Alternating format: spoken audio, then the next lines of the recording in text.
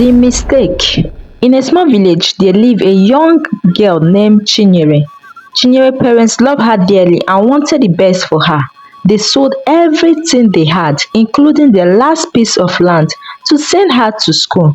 They believed that education would change her life and lift them out of poverty. However, during her final year at university, Chinyere's father fell seriously ill. They had no money left for treatment, and soon he passed away, leaving Chinyere's mother all alone. Despite her struggles, Chinyere's friend Ifeoma often visited Chinyere's mother, bringing her food and helping her with little cures. Ifeoma sold fish at the market, and whenever she had leftovers, she would bring some for Chinyere's mother so she wouldn't go hungry. One day, Chinyere returned home from school because she needed money to complete her final year project. She was worried because her mother had nothing to give her. Feeling hopeless, she went to visit Ifeoma. They hugged, gisted, and shared their struggles as they always did. After hearing Chinyere's plight, Ifeoma promised to help her with the little money she had saved. Grateful and relieved, Chinyere thanked Ifeoma and returned to school. Years passed, and Chinyere completed her education, found a good job, and began living in the city. But as she grew more successful, she stopped visiting her mother. Chinyere felt ashamed of her poor background and told people that her parents were no longer alive.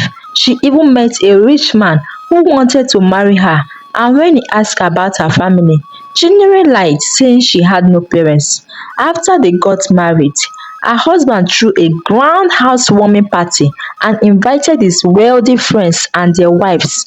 During the party, Ifeoma was among the guests, and when she saw Chinyere, she excitedly ran to greet her. But Chinyere was embarrassed to see her old friend and pretended not to recognize her. When the other women asked who Ifeoma was, Chinyere dismissed her as nobody and called security to throw her out.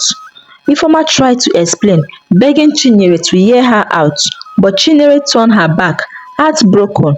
Ifeoma left the party, vowing never to return. However, she still cared about Chinyere's mother and often visited her in the village.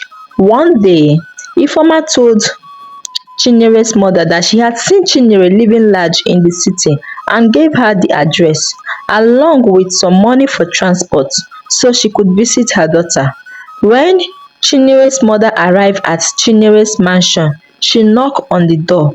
Chinyere was entertaining some friends, and when she opened the door, she saw her mother standing there, soaked from the rain.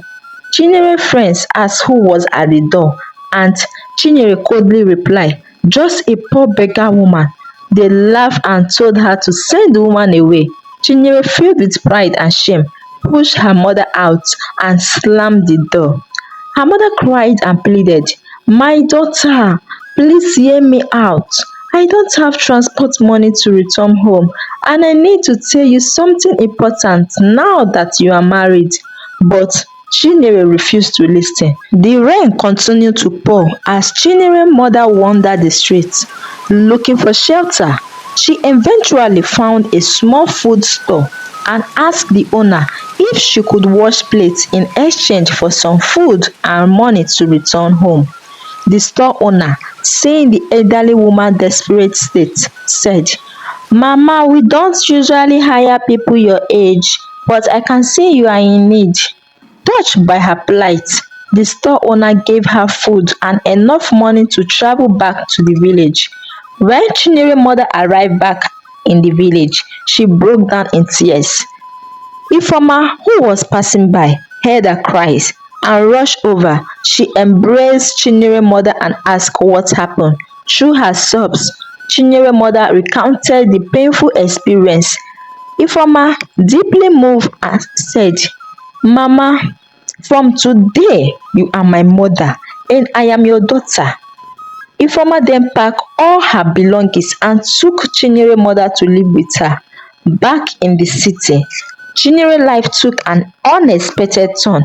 She and her husband had been trying to conceive, but she hadn't been able to get pregnant. Worried, Chinyere decided to seek help from a man of God. During the prayer, the man of God told her, "What you are looking for is at your father's house." Chinyere was puzzled and worried about how to travel to her father's house without telling her husband the truth about her past. That weekend, Chinyere's husband mentioned that one of his friends was getting married in the village and they were invited.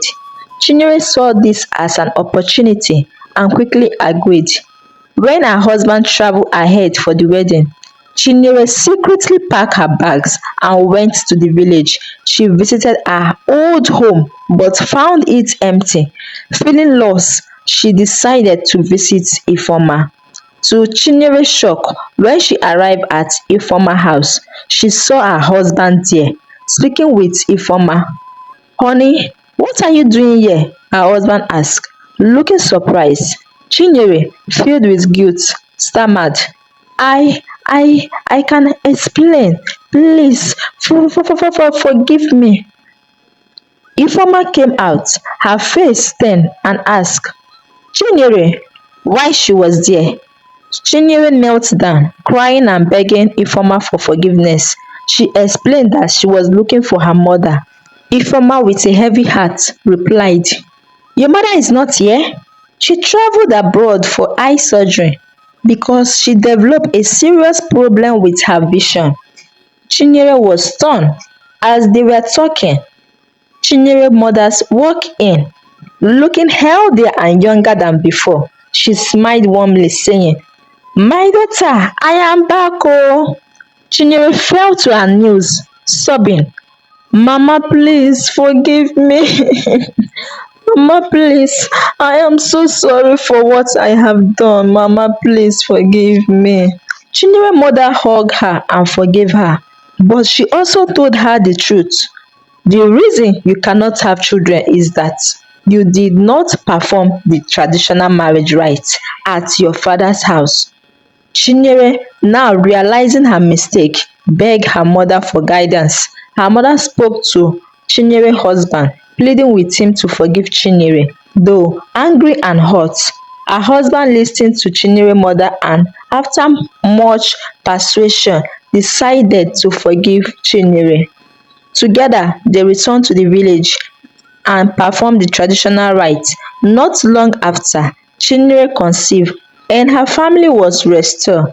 Chinyere learned the hard way that pride and shame could only bring sorrow. She vowed never to forget her roots again and remain close to her husband and Ifeoma, the true friends and family who stood by her when she had nothing.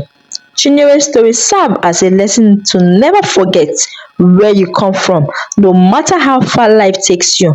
True friends and family are the ones who stand by you in both good times and bad, and pride should never make you turn your back on them. So, wonderful viewers, thanks for watching. Please don't forget to give me a like, share, comment. Story written and narrated by ST Folktales. See you in our next post.